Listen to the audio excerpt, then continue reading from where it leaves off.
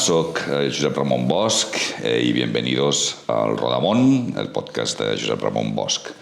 Hoy con un nuevo invitado, con Agustín Argelich, que posteriormente voy a presentar.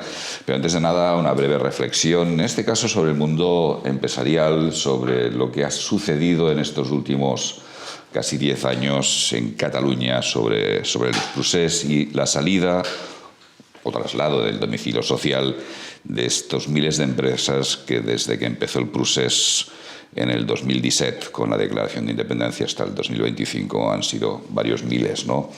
Porque fue el punto de inflexión el 1 de octubre del 2017 el que marcó un antes y un después en el devenir de la industria y la empresa en Cataluña. Las estadísticas difundidas en el informe de IBE señalan que desde el cuarto trimestre del 2017 hasta fechas recientes, es decir, hasta prácticamente septiembre del 2025, más de 9.200 empresas cambiaron su domicilio social de Cataluña para marchar a otras partes de España. Las causas múltiples, la incertidumbre jurídica y regulatoria, la perspectiva de una declaración literal de independencia, la eventual salida de Cataluña de la Unión Europea o del euro, como marcaba muchos de los avisos que nos llegaban precisamente de Europa, el cambio del marco de supervisión bancaria y financiera, llevaron a estas empresas a huir. Muchas de ellas, como CaixaBank, Banco Sabadell, como las empresas más representativas, todo y que ahora sabemos que han vuelto en buena medida muchas de ellas, empresas como Abertis, como Celnex, como Telecom, Catalana Occidente, Planera Corporación, eDreams, entre otras muchas, decidieron poner tierra por el medio. ¿Qué impacto económico y empresarial tuvo? Bueno, pues la pérdida de la domiciliación social se marcaba cuando esa empresa trasladaba esta parte a otras comunidades, lo que hacía era perder el stock de las compañías radicadas en la comunidad autonómica, lo cual afectaba a los indicadores de la actividad económica, al registro mercantil y a la percepción del ecosistema empresarial. Unos efectos muy agresivos sobre la reputación y atracción en la inversión en la comunidad autónoma de Cataluña al registrarse esta salida de la empresa. Tuvo unos impactos fiscales y administrativos irremediables. Aunque la sede social no es equivalente al centro operativo, en algunos casos el traslado conlleva per se la adaptación a una nueva administración, a estos cambios de domicilio fiscal y a unos cambios de contratación. Esto ha sido un auténtico desastre para Cataluña y ahora estamos viviendo una especie de Pax Romana, de transición, de no saber exactamente hacia dónde vamos. Y hoy con nuestro invitado vamos a hablar de qué retos se nos hablen, no solamente en Barcelona, que es nuestra ciudad, donde residimos, donde habitamos, sino también en Cataluña y en España en general, en esta evolución, en esta situación actual que representa el año 2025. Y para ello contamos aquí con la presencia de Agustín Argelich y Casals, ingeniero de telecomunicaciones por la Escuela de Ingeniería de la Salle Bonanova de Barcelona. ¿Fuiste teniente del Ejército del Aire? Sí, la verdad, y además lo llevo mucho orgullo, porque bueno, en aquel momento el servicio militar era obligatorio, pero bueno, uno podía optar por ir de soldado o por ir de oficial. Y bueno, mis 16, 18 meses y mis 4 meses de academia militar, y al licenciarme entonces en el Ejército del Aire y en la Marina, pues alcanzaba así el grado de teniente. Bueno, pues soy oficial del Ejército Español, soy oficial de la OTAN. En España y en Cataluña en particular esto no se valora nada, pero en el extranjero no sabes lo bien acogido que es que hayas servido a tu país y que hayas bueno, obtenido un grado de oficial en el ejército. Yo recibí una medalla de la OTAN que aquí en España desgraciadamente no está considerada, pero efectivamente fuera de las fronteras es un gran reconocimiento y además yo la llevo con mucho orgullo. Yo lo tengo puesto en LinkedIn, tú. Muy bien, muy bien. Fuiste responsable de telecomunicaciones de la central nuclear de Ascó. En un día tan señalado como hoy, estamos grabando, pero ayer tuvo lugar en el Parlamento Español una votación muy importante en el que no se quería derogar la vida de las centrales nucleares en España. Bueno, lo que pasa con la energía nuclear en España es algo, digamos, muy difícil de entender, Sí. porque somos el único país, junto con Alemania, y una sobreactuación de Merkel en su momento al accidente de Fukushima, el único país que está en un proceso de cierre de centrales nucleares, cuando todo el mundo está en un proceso de relanzamiento de la energía nuclear, porque obviamente, como todas las cosas que generan muchísima riqueza y son muy buenas, mal usadas, también pueden generar muchos problemas y muchas dificultades. La energía nuclear es básica para la estabilidad del sistema, va a piñón fijo, para que lo entiendan, 24 horas seguidas, da estabilidad a la red, y además, pues en España se da una circunstancia. Bueno, en su momento, antes del parón, el gran error aquí viene de Felipe González, cuando hizo el parón nuclear y cerró centrales como por ejemplo Valdecaballeros, que estaban prácticamente acabadas 100%, y tiró burradas de millones a la basura. Pero España tenía las centrales nucleares españolas eran las mejor gestionadas del mundo. La ingeniería nuclear española era brutal. Hablaremos de energía, hablaremos también de la cuestión eólica, hablaremos de... Pero me interesa acabar un poco tu currículum, sí, porque es muy extenso. Me embalo y... Sí, y además yo creo que hay que poner en valor de que tú eres un hombre hecho a ti mismo, ¿no? Un man self-made, es decir, lo que dicen los americanos, que además has triunfado fuera de nuestras fronteras y que eres un outsider aquí en nuestro país, en España. Tú has triunfado en Estados Unidos, pero tú fuiste el organizador más joven de los Juegos Olímpicos de Barcelona 92. Sí, yo soy una persona inquieta y entonces pues un día me salió la oportunidad, mientras estaba en la central nuclear, buscaban gente para organizar los Juegos Olímpicos de Barcelona. La empresa se llama Comité Organizador Olímpico Barcelona 92. Yo tenía 26 años y terminé de categoría jefe de proyecto y era el director de tecnología de los 9º Juegos Paralímpicos Barcelona 92, que obviamente aquellos fueron los años dorados para todos. Dorados de la ciudad, porque todos íbamos a la una. Sí, yo además en el año 92 yo trabajaba en una empresa farmacéutica, en Laboratorios Láser, está en la calle Sardeña, justo delante de la Sagrada Familia, y la evolución en la que se vivía la Barcelona del 92 no la hemos vuelto a vivir, desgraciadamente, ¿no?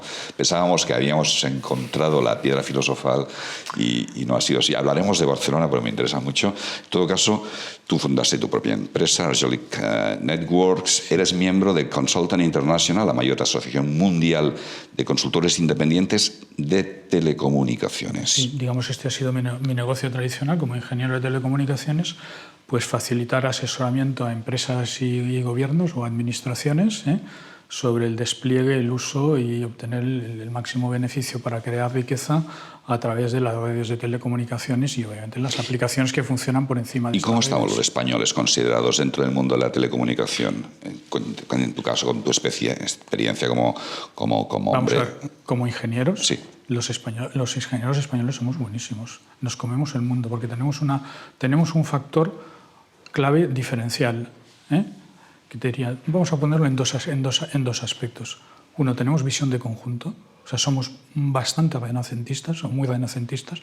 Tenemos esa capacidad de ver el problema global o de una forma holística, cosa que muchos ingenieros son muy especializados, son muy de nicho, y después tenemos otra cosa en la cual somos invencibles, que tenemos capacidad para afrontar lo imprevisto. Por ejemplo, en los Juegos Olímpicos, como comentábamos, pues Abad comentaba que nosotros éramos el equilibrio ideal entre los Juegos Olímpicos de Múnich y los de México. México fue una party, Sí.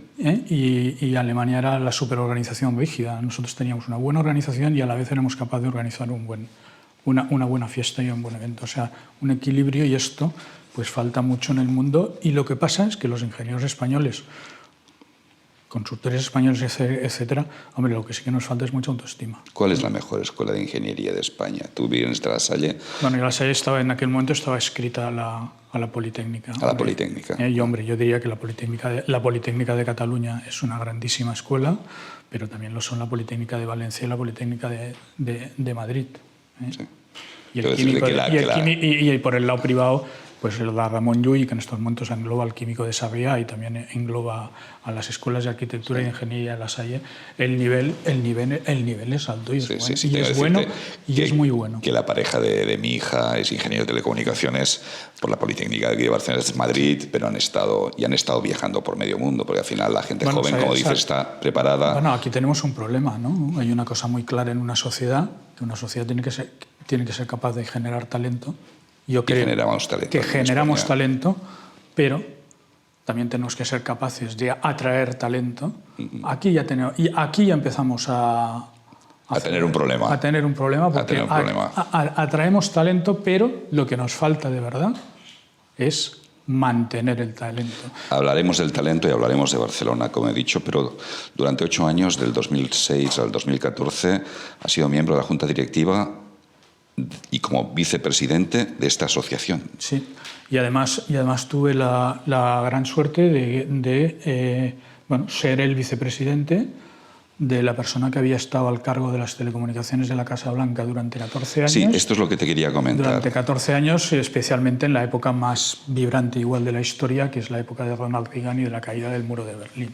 ¿Pero tú estuviste inside de la Casa Blanca o estabas como outsider? Yo estaba en la asociación. En la asociación. Mi presidente había estado como responsable de telecomunicaciones de la Casa Blanca con 4 administraciones y la época más brillante la de Reagan, pero ese era el que yo, digamos, tenía de jefe con el cual he establecido una relación interesante. Sí, además te cuento algunas anécdotas absolutamente fascinantes, como después de servir no sé cuántos años en la administración del Estado en Estados Unidos, dejándote la vida, imagínate, o sea, era el señor que tenía que garantizar que el presidente estuviera comunicado en todo momento, pues al acabar le ofrecieron un cargo en el Ártico, ¿no? Y entonces dejó y entonces abrió una consultora. ¿Colaboras con un think tank, Intelligence Community Forum? Sí. Yo colaboro, yo casi diría que esto sí que tengo que irme con cuidado porque casi se me está convirtiendo más que en un hobby, casi en un vicio, ¿no? Intelligence Community Forum busca y estudia qué factores son clave para hoy en día, en la era digital, construir. En el mundo anglosajón hablamos de communities, lo que es una comunidad, pero aquí podríamos traducirlo por sociedad, pero de alguna forma está hablando como una ciudad, una comarca, una región debe construirse para generar prosperidad. Y entendemos prosperidad como aquel lugar en que los ciudadanos eligen para vivir en ellos, están orgullosos de pertenecer a esa comunidad porque tienen la capacidad de construir o de ver crecer a su familia y de ver prosperar a sus negocios o su economía. Entonces el think tank se basa estudia una serie de indicadores. ¿Qué indicadores son estos? O sea, ¿cuáles son las patas? Las patas igual que sobre las cuales se sustenta nuestra comunidad para que prospere. Que después, si quieres, podemos irlas comentando. Sí, él habla de 6 indicadores. Sí, más allá de esto, tú también tienes una participación importante en la vida social catalana y sobre todo barcelonesa. Eres miembro del Cercle d'Economia. No, fui miembro del Cercle d'Economia porque, con toda sinceridad, yo era miembro del Comité de Economía Digital del Cercle d'Economia. Hacíamos unas reuniones magníficas y nos tomábamos unas pastitas de la Mauri con unos desayunos espectaculares y tal. Pero me sentí muy incómodo porque muchas de las reflexiones que salían en el Comité de Economía Digital nunca llegaron a publicarse. Y entonces los papers no transmitían o no manifestaban lo que tú considerabas. Exactamente. Bueno, lo que consideraba no solo mis aportaciones, sino las aportaciones de todo el grupo, con lo cual me sentí muy incómodo. ¿Y cuando te fuiste? Publiqué un artículo en ABC diciendo por qué me iba. ¿Y cuándo fuiste? Pues hace ya unos cuantos años. Fue justo al empezar la presidencia de Faura. De hecho, de Faus. Bueno, la presidencia del Faus lo que ocasionó fue la salida de muchísima gente. Bueno, ¿no? yo fui el único, lo tengo que decir, aunque el voto era... Fui el único que voté que no, su presidencia. Okay. El único miembro del de esto, yo me sentí incómodo, no me gustó cómo preparó. Venía con un periodo de queja, de decir, oye, si estamos trabajando lo que se está trabajando por miembros del círculo se tiene que publicar, y si no se publica, ¿yo qué hago aquí? ¿Ponéis mi nombre para decirme que sí, que tenéis un comité de economía digital? Porque al final, uno de los puntos clave, que yo creo que es el que no gusta o el que no gustó, es que de alguna forma España necesita una transformación digital.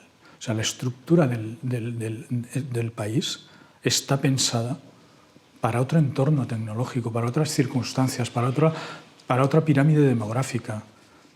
Entonces, hay que transformar la estructura del Estado. Como el Estado que tenemos, no hay quien lo pague. Sí, sí. Es económicamente súper ineficiente. De hecho, para terminar un poco tu amplísimo currículum, que yo he hecho un resumen, ¿no? Aquí tengo impreso todo lo que sería el currículum con todos los papers, toda la documentación de Agustín Argili, al que yo, vamos, casi exigiría que todo el mundo lo siguiese, más allá de los artículos, más allá de los conocimientos, porque tienes además muchos vídeos colgados y mucha información para conocer un poco una persona que en buena medida eres un profeta, ¿eh? Y ahora hablaremos de esas profecías que tú has ido marcando de hacia dónde irían mucho antes de la aparición de la inteligencia artificial, pero tú ya has dicho la necesidad, tú has dicho de la transformación digital de la sociedad. Y en ello te quería comentar, ¿no? Porque tú eres profesor en el Genève Business School, sí, del Máster de Comunicación Digital y Nuevas Tecnologías de la Universitat Abatoliva de Barcelona. He colaborado con ellos alguna vez. Muy bien. Bueno, aparte de que eres autor, ya he dicho, de muchos artículos, pero lo más importante es que eres padre de 6 hijos. ¿Eh? Y ya soy abuelo de 6 nietos. Y eres abuelo de 6 nietos. ¿Qué es la familia para ti? ¿Es tu factor más importante? A ver, todos necesitamos algo por lo cual nos levantamos cada mañana. Y ya sabes que ahora hay mucha polémica. El wokismo está hablando de la necesidad de la destrucción de la familia. Es el puntal de nuestra sociedad, la familia. Vamos a hacer aquí una defensa de la familia, entiendo yo que... Vamos a ver. La familia es la célula básica de la sociedad. ¿Eh? Y además, si tú destruyes la familia, destruyes todo. Y si no, vete a ver las colas de gente que hay en los psiquiatras con un montón de problemas. O sea, el ser humano está pensado para entregarse y dar a los demás y ayudar a los demás, y la forma más adecuada para hacer eso es a través de la familia, donde se aprende a vivir, a compartir. Aparte de eso hay un tema muy claro, la pérdida de la visión trascendente de la vida, ¿eh? Y la prioridad total y absoluta de un hedonismo simplón, básico, efímero, ¿eh? No lleva a nada. Nosotros somos el ser humano. El enfoque de una visión trascendente, o sea, oye, es importante si tú haces las cosas bien o las haces mal, pero además somos una cadena, un eslabón en la cadena. Si rompemos la cadena no queda nadie detrás nuestro. Sí. Nuestra obligación es coger el testigo de los que nos han precedido y entregárselo a los que nos suceden. Antes de entrar puramente en el diálogo, si te parece, vamos a dividir el diálogo en 5 o 6 apartados. Vamos a hablar de infraestructuras, vamos a hablar de educación, vamos a hablar de innovación, vamos a hablar de igualitarismos, de sostenibilidad y de liderazgo. Y de Barcelona también, ¿no? Pero antes de nada, hay un artículo que publicaste ya hace años que era El taburete, un modelo de éxito de gestión. Explícanos un poco qué es esta teoría del taburete, este éxito. Mira, ¿ves ese que tenemos aquí? Este nos va a servir de ejemplo. Este mismo que tenemos aquí delante nuestro, de taburete, tiene 3 patas. Sí. ¿Vale? Nuestro sistema político, si funcionara bien, tiene 3 patas sobre las cuales se aguanta. Sí. Que es el poder ejecutivo, el poder legislativo y el poder judicial. Sí. Y si no hay 3 patas, el sistema se cae. Si una de las 2 patas se une, por ejemplo, el Poder Ejecutivo se une con el Poder Judicial, de quien depende la Fiscalía, y entonces en vez de 3 hay 2, el taburete no se sustenta, se cae y se desmonta el sistema, ¿vale? Lo mismo pasa en ingeniería, en proyectos, en la vida. Tú cuando te quieres hacer una casa, ¿vale? Y tú eres el promotor de la casa, va a ser la casa de tu vida, es tu gran ilusión, tú lo que haces es contratar a un arquitecto, ¿vale? Un arquitecto al cual tú le pasas una serie de requerimientos y le dices, oye, me gustaría esto, tengo tantos hijos, a mí quería una sala de estar de esta manera, quiero una sala para, yo qué sé, para hacer gimnasia o quiero una biblioteca. Tú le pasas una serie de requerimientos a un profesional, la segunda pata con la cual vas a construir tu casa. Y la tercera pata es el constructor. Cuando rompemos esto, como estamos rompiendo el tema del Ejecutivo con el Judicial, o corrompemos el que, en vez de mantener esta independencia de criterio, los ingenieros, los arquitectos, los consultores son parte del equipo del integrador y el promotor está contratando todo esto, la calidad de los productos, la calidad de las soluciones y la calidad de todo se viene absolutamente abajo.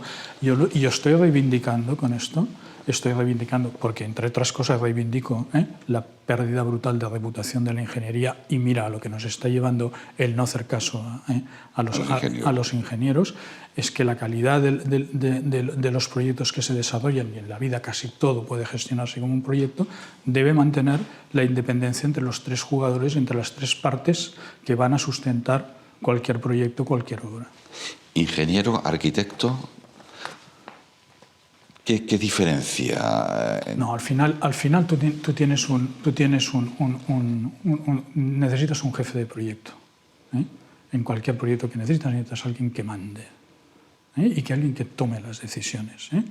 Ahora estamos acostumbrados a grandes reuniones, a grandes no sé qué, toda esta consensos raros. Tú tienes que preguntar a todo el mundo. Liderazgo, tienes que consultar a todo el mundo. El tema del liderazgo es un tema que tú has trabajado mucho. Tú tienes que consultar a todo el mundo, tienes que preguntar a todo el mundo. El buen líder no sabe de todo. El buen líder lo que sabe es buscar un equipo de gente que colabore y que le aporten puntos de vista diferentes, y tiene que saber preguntar. En algunos de tus artículos, y es algo que yo me ha llamado la atención, hablas de eso, del liderazgo, volviendo al liderazgo, que lo atribuyes unas características de heroicidad.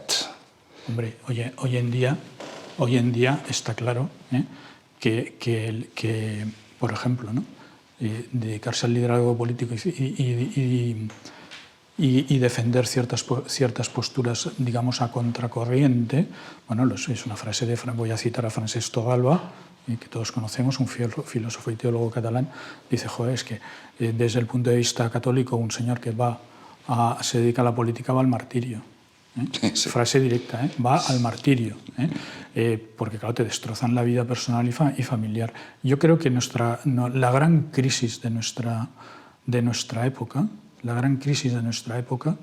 es la crisis de liderazgo, la falta de liderazgo. Y además es una crisis muy transversal. Hemos perdido, hablabas de la familia, hemos perdido la importancia de la figura del padre.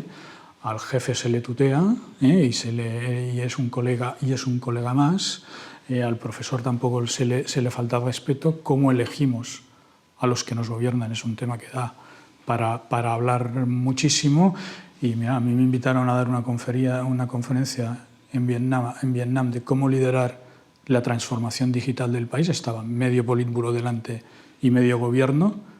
Y al acabar vino un tío, me dio un abrazo, me voy a emocionar, y me dijo, tu conferencia me ha servido porque mañana seré mejor padre. Muy bien.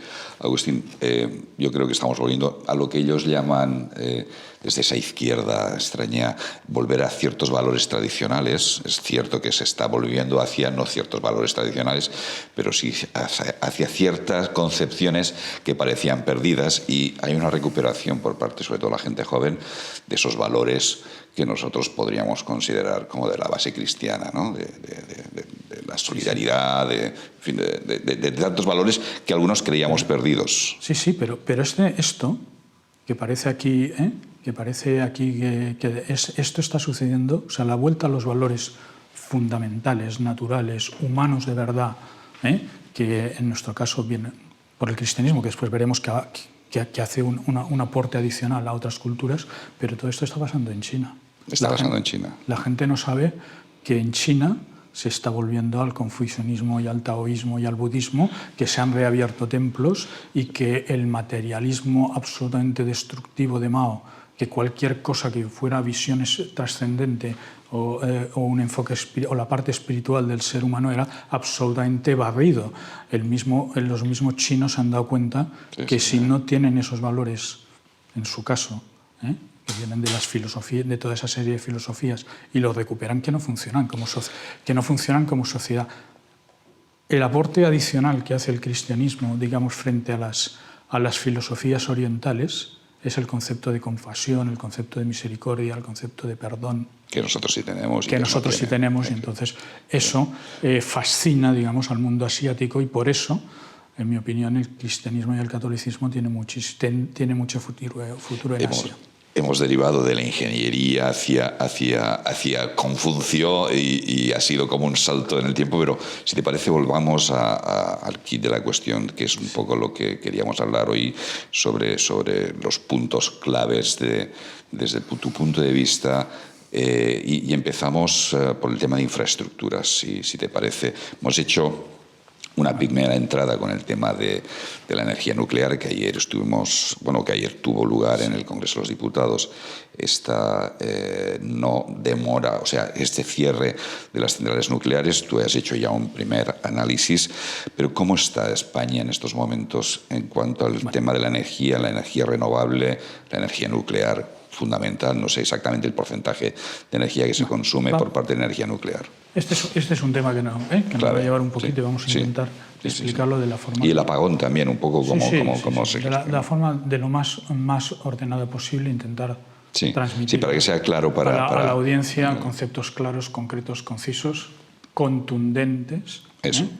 Y además intentando huir al máximo de temas excesivamente técnicos. Exacto. Vamos a explicarlo. A ver, la energía es lo más importante que necesitamos como sociedad para vivir y para sobrevivir. Con energía lo podemos resolver todo, y todo funciona con energía. Que tenemos una sequía, pero tenemos energía, vamos a poder afrontar la sequía. Nuestras fábricas funcionan con energía, nuestras telecomunicaciones funcionan con energía, la comida la obtenemos a partir de la energía que usamos, porque tenemos que llevarles agua, tenemos los tractores, la energía está en la base, en la base absolutamente de todo, con lo cual es el aspecto más estratégico que tendría que tener un país. Y en cambio dicen que es una commodity, que tal, y que no sé qué. ¿Vale? Dicho esto, segundo básico, o sea, para todos estamos vivos porque tenemos energía. ¿Quién nos manda la energía más importante? El Sol. ¿Qué es el Sol? Una central nuclear. El Sol es una central nuclear de fisión. Las centrales nucleares que tenemos los seres humanos en el planeta y que hemos sido capaces de diseñar, el Sol es de fusión y las que tenemos nosotros son de fisión. De fusión significa que dos átomos se juntan y libera energía. Las de fisión significa que la energía viene al romperse el átomo. El átomo, sí. ¿Vale? Dicho esto, vivimos, empeñen o no, estamos vivos gracias a una central nuclear que se llama Sol. ¿Vale? Entonces, la energía tiene una serie de cuestiones que son así porque es la física. Entonces, el gobierno podrá hacer lo que quiera, pero contra las leyes de la física y contra las leyes de la naturaleza no puedes luchar. ¿Vale? No puedes luchar, son las que son. ¿Vale? Entonces, la energía que se está consumiendo en cada momento es la energía que los generadores tienen que entregar en ese momento, y las dos tienen que casar, pero casar de verdad, con poquísimo margen. No hay posibilidad de acumulación, de grandes acumulaciones. Ahora hablaremos de la acumulación. Uno de los grandes retos que tenemos es que actualmente somos relativamente malos acumulando energía. O sea, la energía que acumulamos en un móvil, en una batería de móvil, es ridícula, la que acumulamos en la batería de un coche es ridícula, o la que acumulamos en baterías que tienes en tu casa de los paneles es ridícula.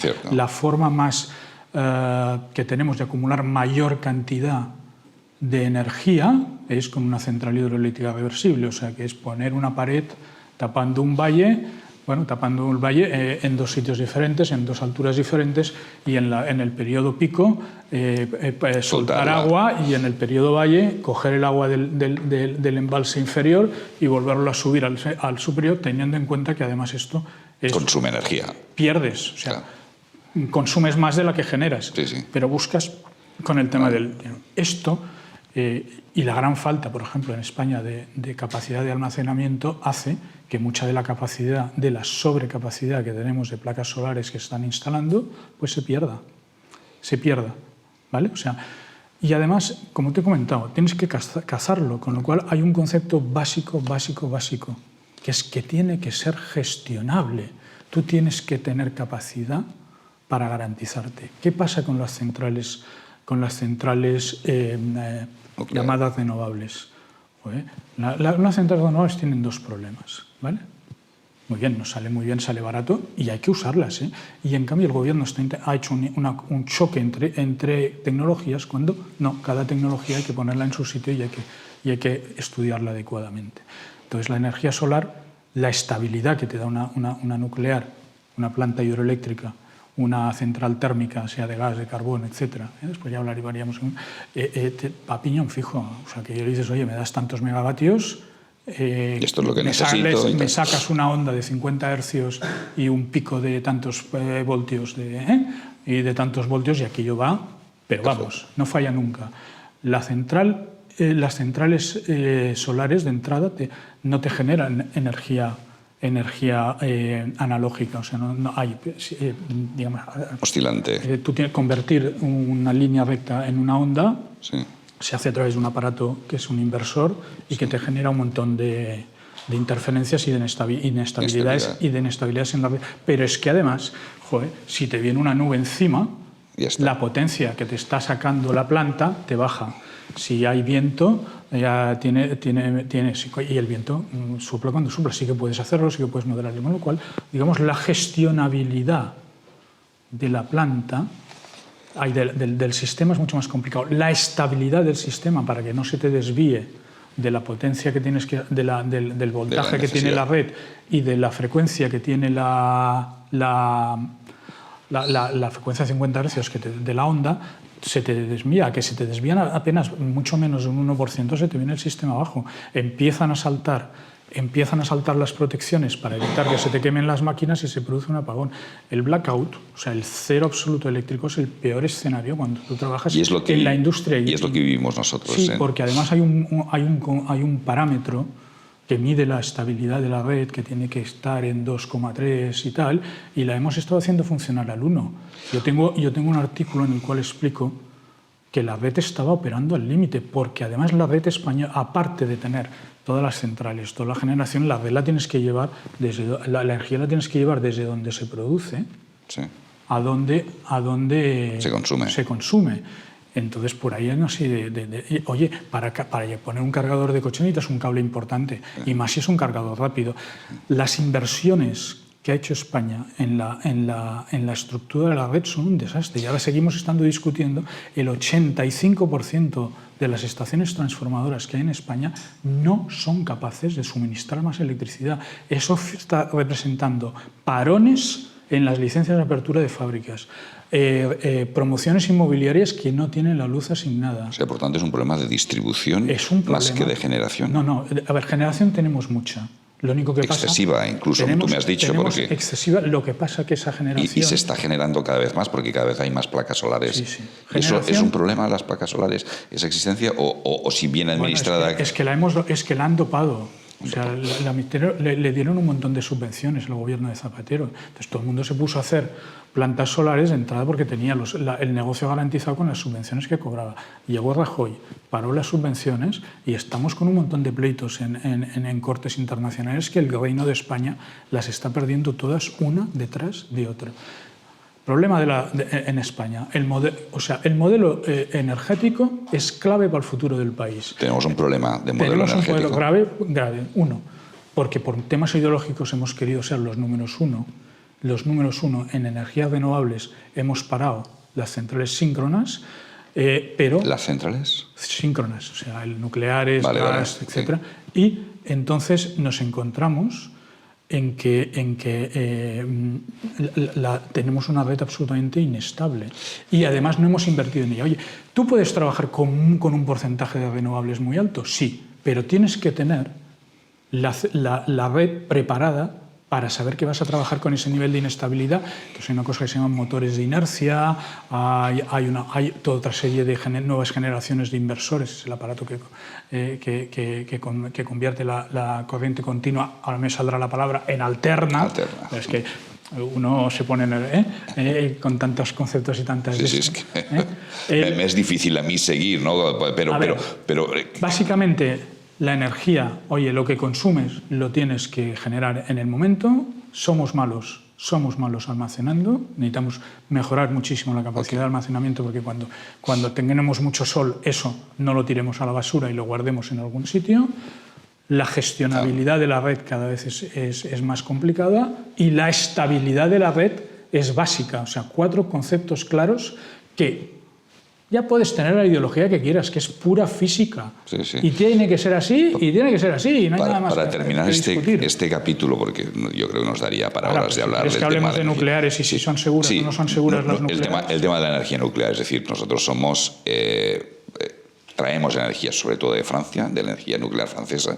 No, traemos pocas porque las líneas de interconexión con Francia, que ese es otro de los graves problemas y es otro de las contradicciones de Europa, las líneas de interconexión con Francia son bajísimas. O sea, la capacidad de exportar, que exportamos a veces, de exportar electricidad a Francia o de importar electricidad de Francia de las nucleares está limitada porque los cables que tenemos, el diámetro de los cables es pequeñito.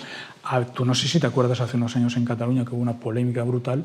Había el proyecto de la línea de muy alta tensión. Sí, es la MAT, la MAT, famosa. Que tothom no, y que todo no, y que todo no. Todos contra la MAT y en Girona, manifestaciones. Vamos a ver, los Pirineos siguen siendo una gran frontera y no es nada permeable.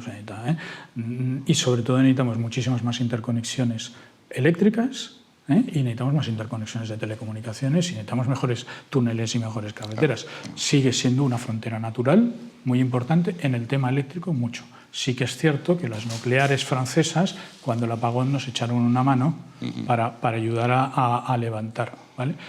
Ahora, una nuclear, ¿es segura o no es segura? Claro, aquí todo el mundo tiene, y vamos a comentar, si quieres, si tenemos un poco de tiempo, vamos a comentar uno por uno los 3 mayores accidentes de la energía nuclear que han sucedido en nuestro entorno. Uno se llama Chernobyl, el otro se llama Fukushima y el tercero se llama Vandellós.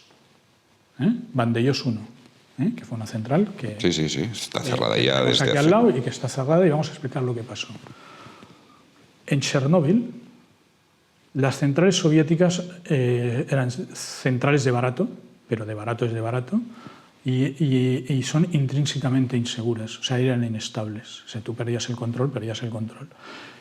¿Qué pasó la noche que explotó la central de Chernobyl? Pues simplemente estaban jugando con la central, la estaban haciendo operar al límite, como te he dicho, que la red española, el día que hubo el apagón, estaban operando al límite, forzando sin suficiente energía estable que generara la onda de energía alterna, y entonces se cayó el sistema. Estaban jugando al límite y exactamente lo que hicieron fue levantar todas las protecciones y levantarlo todo porque quisieron rearrancar la central sin suministro de energía eléctrica exterior. Entonces levantaron todas las barras. Yo me he leído los informes, me los leí cuando trabajé en la nuclear hace un montón de años, se me quedaron aquí grabados aquí dentro. En prácticamente milisegundos, la reacción nuclear controlada que se produce dentro de un reactor se descontroló absolutamente y aquello pegó un bombazo. Y pegó un bombazo atómico.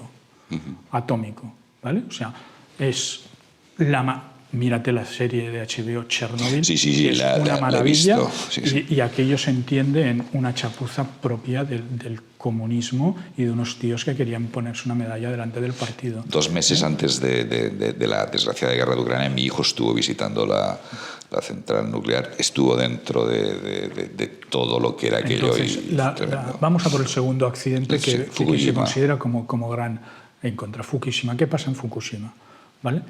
En Fukushima hay un terremoto 9, no sé qué, uno de los mayores, brutales, maremoto. Y después viene un tsunami y un maremoto. Estaba la central nuclear lo primero, hay el terremoto y la central Aguanta. caen las barras, aguanta impecablemente, no le pasa nada y entra en parada.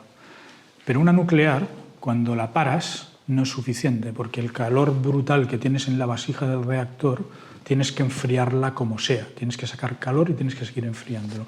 Para ello entran en funcionamiento Agua. unos grupos Turbinas, electrógenos y unos motores, y sigue circulando el agua por el circuito primario del reactor para seguir extrayendo. Ajá. No Calor. puedes entregar la electricidad porque obviamente la red eléctrica se te ha ido con el terremoto a freír espárragos, pero aquello lo tienes que seguir enfriando, y lo sigues enfriando y lo empiezas a enfriar. Si no recuerdo mal, Fukushima tenía 6 grupos, o 4 como mínimo.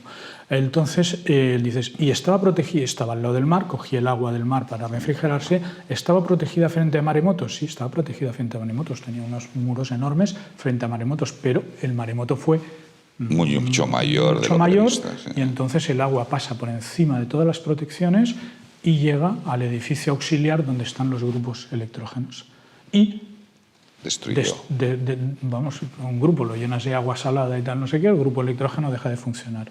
Al dejar de funcionar el grupo electrógeno, las bombas del sistema primario que van refrigerando el reactor entra en fallida. se paran. El calor residual no es capaz, no lo puedes extraer de la vasija, y entonces lo que se produce es que en el edificio se genera del calor que hay en el ambiente, se genera una burbuja de hidrógeno. Esto está estudiadísimo. Se genera una burbuja de hidrógeno. El hidrógeno es ultra explosivo y en un momento determinado explota. La explosión que vemos en Fukushima es una explosión de hidrógeno, no es una explosión nuclear, que es lo que pasa en Chernóbil. Y además, en Chernóbil no había ni edificio de contención porque eran centrales de baratito. Vale, entonces, ¿qué pasa? Que además las centrales, y ese es un punto clave, la central también de Fukushima eran centrales de diseños de los años 50. La piscina con el combustible gastado está justo encima del reactor.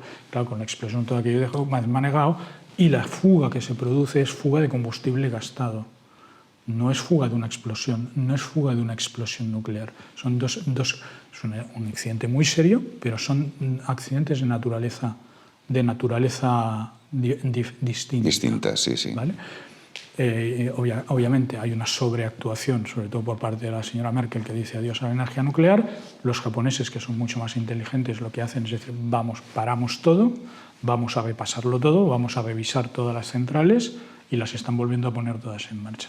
El tema de la energía nuclear es que las centrales que tenemos, desde aquí podríamos decir que Fukushima es más vieja de diseño que las que tenemos por aquí, que Ascó o que Almaraz, pero en cualquier caso son centrales que están diseñadas en los años 50 y 60, que ahora les estamos prolongando la vida, y que están pensados para 40 años, pero es que tenemos en estos momentos disponible tecnología nuclear mucho más avanzada, mucho más sólida. Tenemos desde combustibles nuevos como el torio.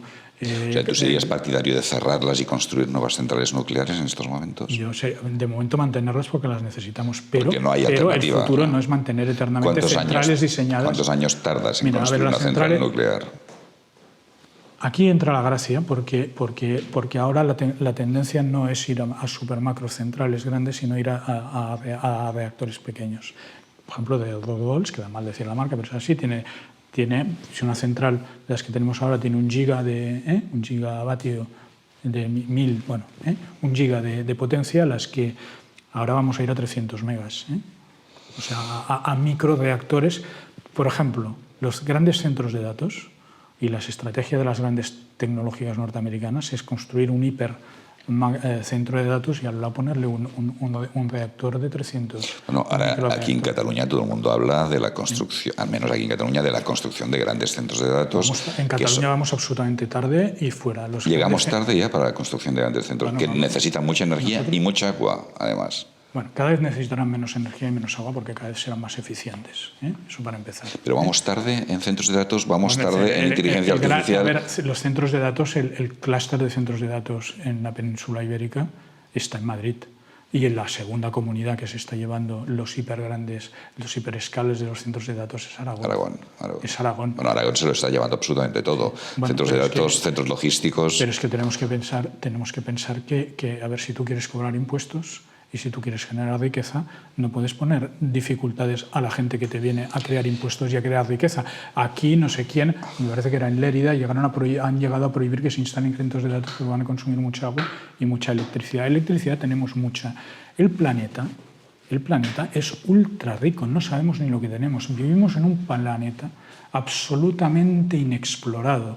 El porcentaje de energía que nos llega cada día del Sol, con el que nosotros consumimos, hay una diferencia de 10.000, o sea, apenas estamos consumiendo 1 dividido entre 10.000 de la energía que nos llega del Sol. Los chinos están sacando uranio del uranio del mar, que flota uranio, y son capaces de 5 gramos de uranio, equivalen a 1.000 toneladas de carbón, la energía que hay en 5 gramos de uranio. O sea, la cultura woke maltusianista nihilista es la gran tomadura de pelo. Vivimos en un planeta lleno de posibilidades, absolutamente inexplorado y no hay nadie que me lo pueda contradecir, porque son números. Me estás dando muchísimos titulares.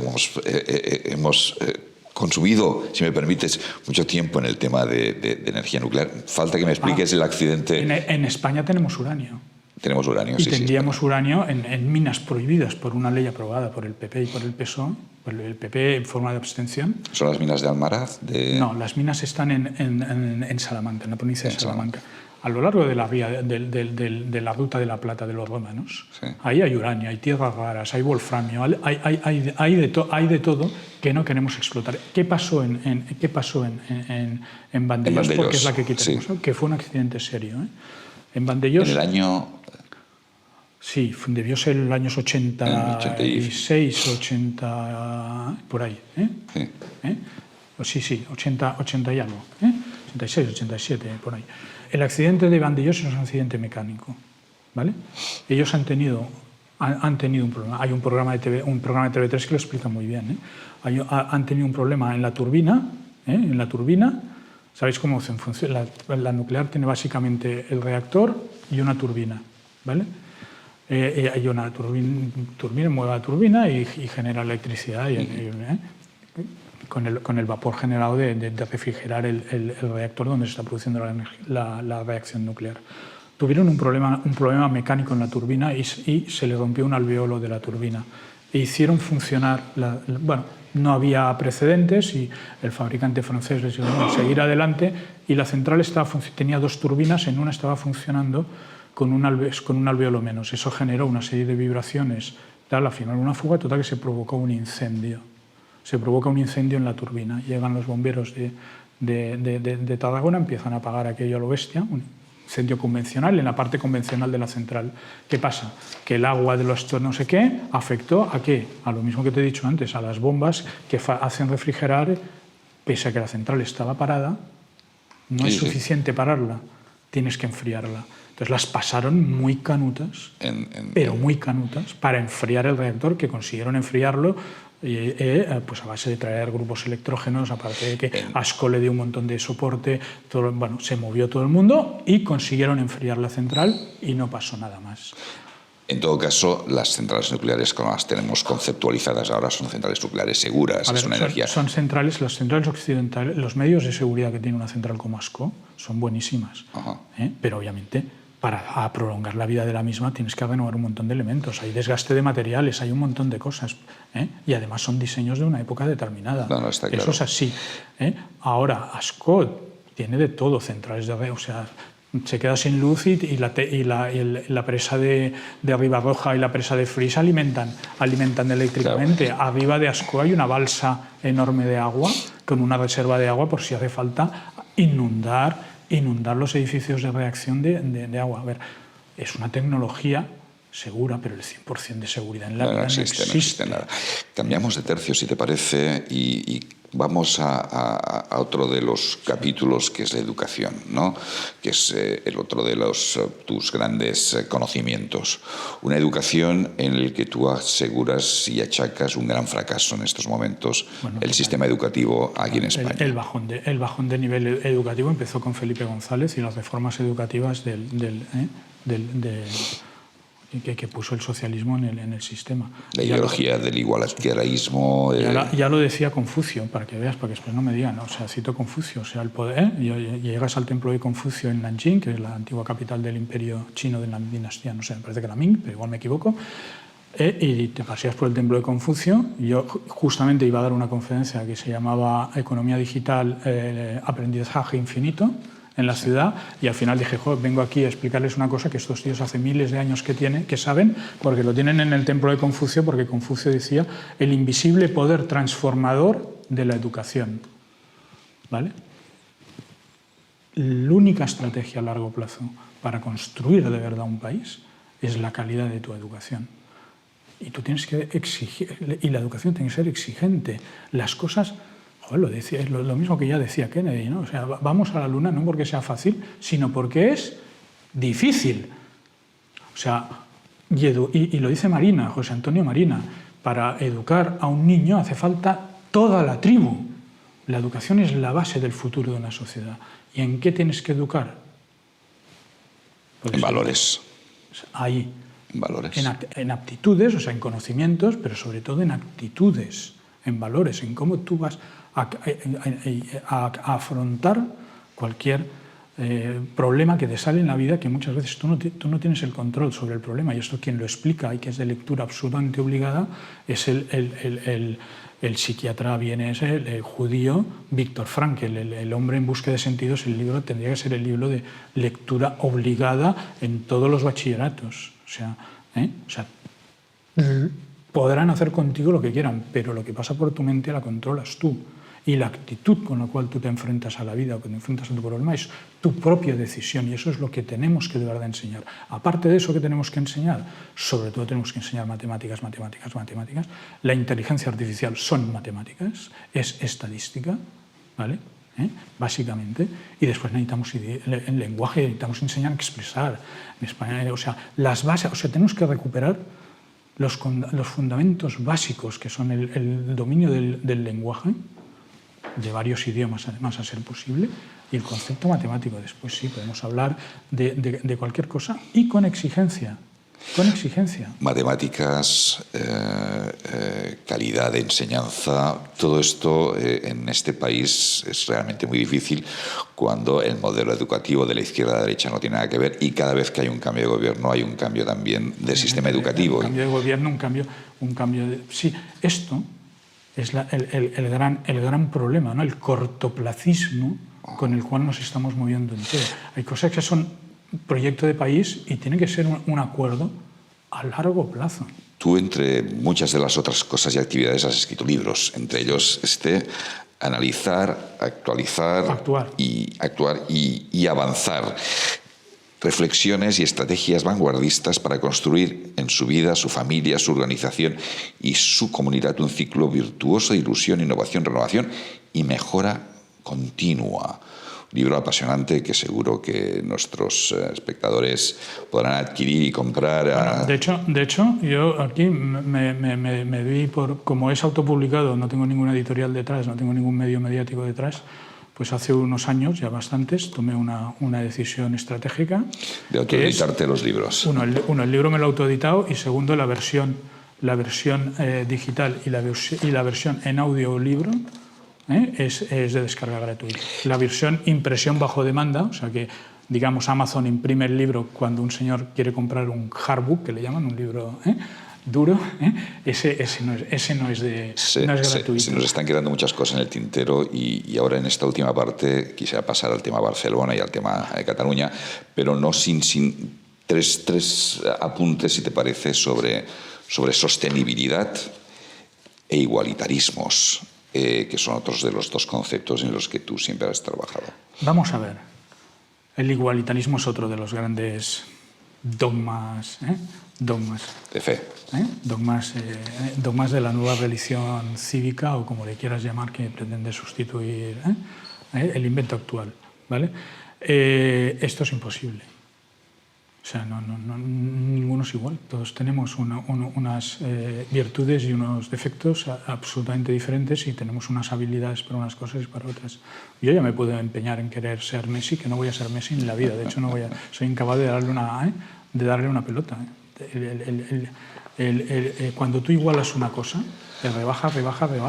Siempre vas abajo. No, nunca igualas por arriba, siempre por abajo. Igualar para arriba, por mucho que te empeñes. Con lo cual, ¿qué quieres? Una sociedad de tontos. Lo que tenemos que hacer es una sociedad que permita que cada uno de los miembros pueda desarrollar sus habilidades lo mejor posible y pueda aportar en lo que ellos saben y pueda crecer y prosperar. Bueno, frente al marxismo, el liberalismo, frente al socialismo, más libertad. El igualitarismo es un desastre absoluto. Y la sostenibilidad. Bueno, el malthusianismo. Vamos a ver, Malthus es el gran estafador, el gran ego de nuestro tiempo, que parece mentira que 200 años después siga el tío con una influencia brutal. Vamos a ver, Malthus dice en un momento determinado, cuando la población era menos de 1.000 millones, que el siguiente, la propia naturaleza, se lo iba a comer a cargar, porque la naturaleza no podía más. O sea, él dice, después de mí nadie va a ser más inteligente que nosotros. Niega completamente la innovación por un ego absolutamente desbordante, más un pesimismo catastrofista indigno de, en teoría, un señor como Malthus, que era pastor anglicano. Pero eso se ha demostrado el gran error, pero sigue siendo tremendamente influyente. Cuando el planeta en estos momentos da de comer a 8.000 millones de personas, tenemos la mejor tecnología que hemos tenido nunca, tenemos un montón de conocimientos, tenemos la mejor capacidad de comunicación. Por lo tanto, somos sostenibles. Pero es que te comentaba antes, si el 80% del planeta, está inexplorado, está mejor cartografiado la superficie de Marte que el fondo marino. No hemos penetrado en la corteza terrestre más de 12 kilómetros, no sabemos lo que tenemos debajo de nuestros pies. Es cierto. O sea, la capacidad de mejora que tenemos enfrente es tan brutal que simplemente es nuestra actitud negativa, autodestructiva, la que se niega a ver la realidad. Somos un planeta exuberante, carente de liderazgo. Y estamos ante un nuevo reto como sociedad, que es la inteligencia artificial. Eso no quiere decir que no haya que luchar contra la corrupción. No, está claro. Pero estamos ante el nuevo reto de la inteligencia artificial, que nos viene a cambiar absolutamente todo, tanto como sociedad, como personas, como ves. En un minuto... De entrada, no sobreactuemos, ¿vale? No empecemos otra vez en lecturas absolutamente maximalistas y que se va al mundo y que tal.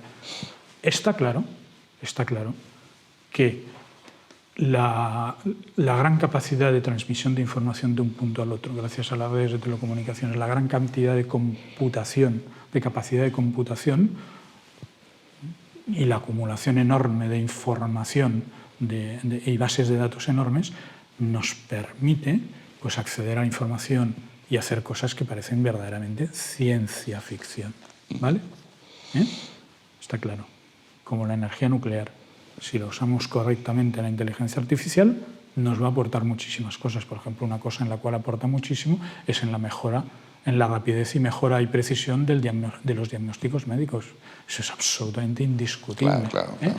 Nos permitirá ver interrelaciones nuevas, nos permitirá avanzar, nos permitirá hacer un montón de descubrimientos y de investigación, etc. Ahora, como a la inteligencia artificial la malalimentes y entonces le hagas trabajar con bases de datos de información que no es precisa, que no es correcta, que es errónea, que está manipulada, los resultados son horrorosos. Como no sepas interaccionar y dialogar con la inteligencia artificial termina alucinando y termina saliendo resultados brutales. Es a la vez lo mismo que la nuclear. O sea, muchísimo potencial, pero mal usado hace mucho daño. ¿Cambiar las cosas? Sí. pero no debemos tener miedo a la innovación. Oye, ¿qué vamos a hacer? ¿Otra vez luditas? Me parece que eran aquellos que quemaban, destruían las fábricas, las máquinas. La máquina de vapor. La máquina de vapor. No, ahora como todo, oye, no es un dios, ¿eh? La IA no es un dios. No, el otro día un amigo mío hizo una conferencia y puso, ¿te acuerdas aquello de los emperadores del conquistador romano que le ponían un esclavo y ibas diciendo acuérdate que eres mortal? Sí. O sea, puso a la IA dirigiendo la cuadriga, y el esclavo diciendo, oye, acuérdate de que no eres dios, que solo eres IA, que solo eres matemáticas. O sea, es mucho de artificial, mucho de cálculo y poco de inteligente. Agustín, oye, hemos hablado de muchísimas cosas. Yo creo que seguro que nuestros espectadores habrán quedado absolutamente absortos con tus explicaciones. Como ingeniero de telecomunicaciones, a mí me ha quedado muy claro que las matemáticas es el futuro. Yo que soy de letras...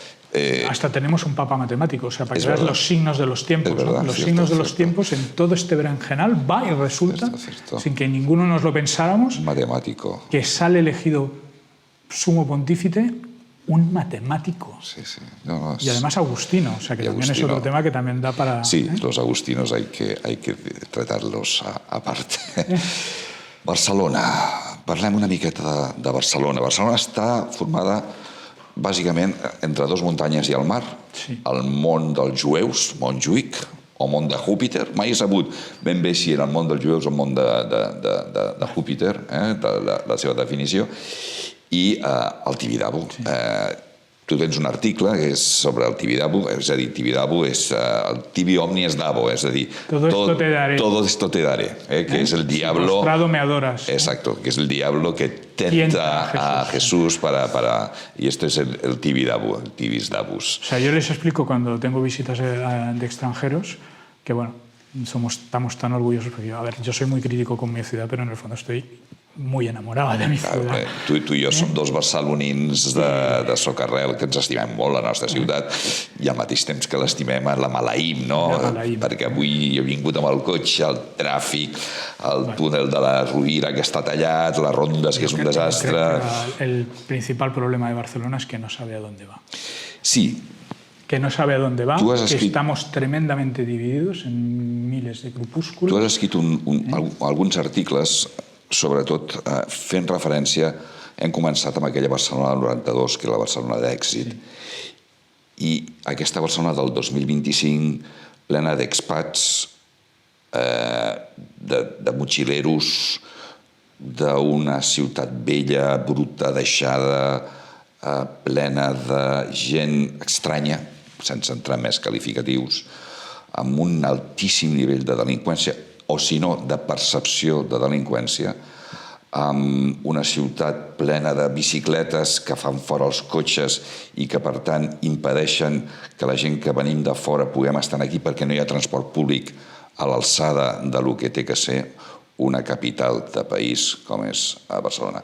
És a dir, jo vic 3 dies a la setmana a Madrid, 2 dies estic aquí a Barcelona i cada vegada veig més una distància d'una Madrid bullint, vibrant, amb negoci, a una Barcelona trista, decrèpita i... ¿Quién es el futuro de la nuestra ciudad? Bueno, a ver, Barcelona no sabe a dónde va, ¿vale? Barcelona tiene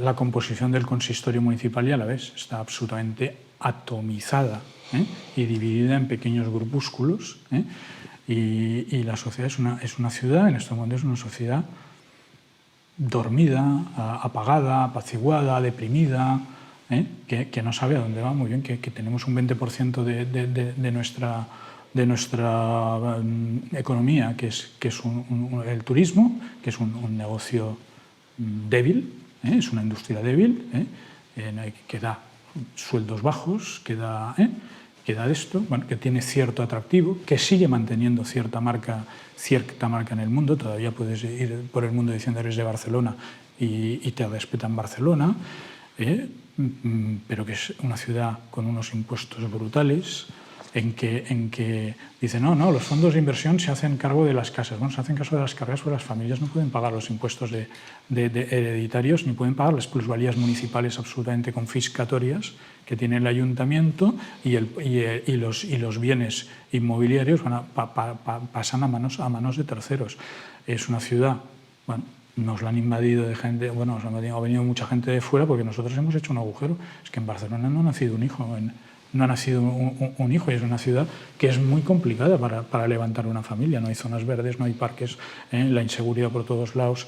Bueno, es una ciudad que tiene que recuperar clarísimamente, y a mí cuando me invitan por extranjera a decirlo, que tiene que recuperar clarísimamente el espíritu olímpico, que necesita toda una serie de infraestructuras muy importantes, empezando por que tiene que creerse lo que tiene un puerto, un aeropuerto y una plataforma logística que están todas juntas al lado, que eso tiene un potencial brutal y que no se explota, porque no hay un tren para sacar los containers y llevar los containers a Europa. Hemos hecho una vía de alta velocidad, de ancho internacional para pasajeros, y con un túnel que está quebrado porque el gobierno paga la diferencia del peaje, porque si no el tío que hizo el túnel del tren en la Junquera pues estaría quebrado. O sea, hemos perdido, lo haremos. Tenemos que recuperar. Bueno, yo en las últimas elecciones que estuve hablando con 5 o 6 candidaturas, pues tenemos que recuperar una visión más tecnocrática, que es una palabra que igual tiene mala fama, pero tenemos que hacer que la ciudad esté bien gestionada, o sea, que esté limpia, que esté segura, por un lado, y por otro lado, que sea próspera, que tenga capacidad para atraer negocios. Mucho Mobile Congress, pero después aquí vienen 4 tíos. ¿Tenemos riesgo de perder el mobile aquí? Bueno, Colau lo quiso echar una vez. Sí, sí. Ahora la situación es más estable. Y sinceramente, la gente que vienen a un mobile o que vienen a esto siguen fascinando, pues tenemos una feria brutal. ¿Sigue siendo nuestro gran evento el mobile? Bueno, es decir, es nuestra tarjeta de presentación. Sí, pero a Dios gracias empezamos a tener otros muy potentes. ¿Como por ejemplo? Por ejemplo, en Integrated System Europe, que se celebra un mes antes. O sea, si Mobile trae 100.000 tíos, estos ya traen 80. Y también es un evento de tecnología que también... No es tan conocido, de todas formas. Que también es más barato de entrar, que también te ocupa los 8 pabellones y se está construyendo el pabellón 0. Se está construyendo el pabellón 0 porque es un compromiso con la Mobile para tener todavía más espacio, ¿vale? Pero esto está muy bien, es necesario, pero no es suficiente. O sea, yo quiero ver aquí, o sea, al final una ciudad necesita sedes centrales de empresas. Claro. Y necesita polos de desarrollo, y esto no lo tenemos. El dinero que sale de Sudamérica no llega a Barcelona. No llega a Barcelona, porque Barcelona nos hemos posicionado, sí, tenemos muy buena marca, pero al final nos hemos posicionado con un sitio donde viven unos tíos que son raros, que son complicados, que se enfadan porque a veces hasta hacen declaraciones de independencia. Que te ponen cosas que no sé qué, de 8 segundos, que sobreactúan, que lloran mucho, que son muy victimistas. Tú en tu visión internacional, sobre todo por tu presencia, sobre todo en Estados Unidos, ¿la marca Barcelona está deteriorada en estos momentos o sigue siendo todavía una marca? Mi visión es que se aguanta por los pelos. Se aguanta por los pelos. Y porque la gente viene aquí a un congreso una semana, claro, los hinchas de tapas y en febrero en medio planeta están congelados y aquí van en cacota por la calle, o vienen al Smart City Congress, que también es un congreso de los que está, joder, es que la FIRA lo hace bien. Tampoco vamos a... No, hombre. La FIRA lo hace bien, tú, joder. Entonces, vamos a ver, esto está muy bien. Pero lo que importa es decir, oye, ¿cuántas empresas tú tienes aquí que generen margen de verdad, que generen sueldos de miles de euros? Que la gente se gane muy bien dignamente la vida. No mucha gente ganando el salario mínimo interprofesional. Con eso, o sea, que es toda la riqueza y todo el crecimiento del PIB y toda la gran mentira del Sánchez. Es decir, no, España crece y los indicadores macroeconómicos son... Es verdad, ha entrado 500.000 de gente a ganar el salario mínimo interprofesional, y eso no es generación de riqueza. Eso no és atraer talento de verdad. Per ficar una mica la cluenda, com veus tu el futur, ja no de Barcelona, sinó de Catalunya, tant el polític com el futur econòmic els propers anys? A veure, antes me has dicho que si era profeta. Bueno, los americanos a mí me llamaban visionario, que en Estados Unidos no es un insulto, sino que es un tío que, digamos, tiene una cierta capacidad de tener cierta visión de por dónde van las cosas, ¿vale? Hombre, yo te diría que subiría a otro nivel, además, no solo Barcelona, Cataluña, España, sino Europa. La pregunta es Quo Vadis Europa, Quo Vadis España, Cataluña y Madrid. A ver, y Barcelona.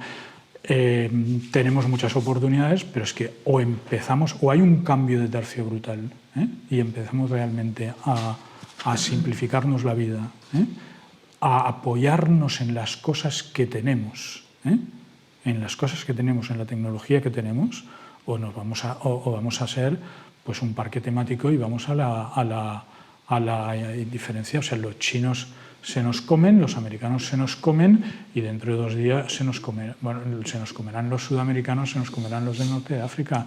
O sea, o recuperamos la vitalidad, el sentido común, aprovechando las muchas virtudes que tenemos, o como sigamos mirándonos al ombligo y creyéndonos los mejores del mundo, pues todas las sociedades, todo el mundo, una persona, una familia, una sociedad, una empresa, que se mira al ombligo se autodestruye.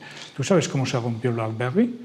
A BlackBerry vino un tío y le dijo, oye, te compro millones y millones y millones y millones de teléfonos con pantalla táctil, porque me cae mal Steve Jobs. Y el tío dijo, no, es que mi teclado de BlackBerry es la mejor invención, lo he hecho yo soy el mejor del mundo y no me da la gana. Y así se acabó. No escuchó al cliente, no escuchó la realidad y BlackBerry fue a la quiebra. Al final tú es que no puedes parar. O sea, tienes que recuperar el espíritu olímpico y tienes que apoyarte en las cosas buenas que sabemos hacer y usar los recursos que tenemos, no dejarlos enterrados. O sea, dejarlos enterrados es como la parábola de los talentos. O sea, yo dejo mi uranio enterrado y compro el uranio a precio de oro a los de Kazajstán y a los rusos. Yo tenía la mejor industria nuclear de Occidente con unos ingenieros buenísimos y la cierro. O sea, tiene que salirse de la espiral de autodestrucción en que está metida Europa. Con este broche de oro que has hecho y sobre todo con esta recuperación del espíritu olímpico de aquella Barcelona del 92 que tú y yo vivimos en nuestros época de jóvenes mozos, porque tú eres del 63 igual que yo, pues damos por terminada, si te parece, este Rodamón. Moltes gràcies, Agustín, un placer y un honor tenerte aquí y muchos éxitos en todo tu futuro. Gracias. A vosotros.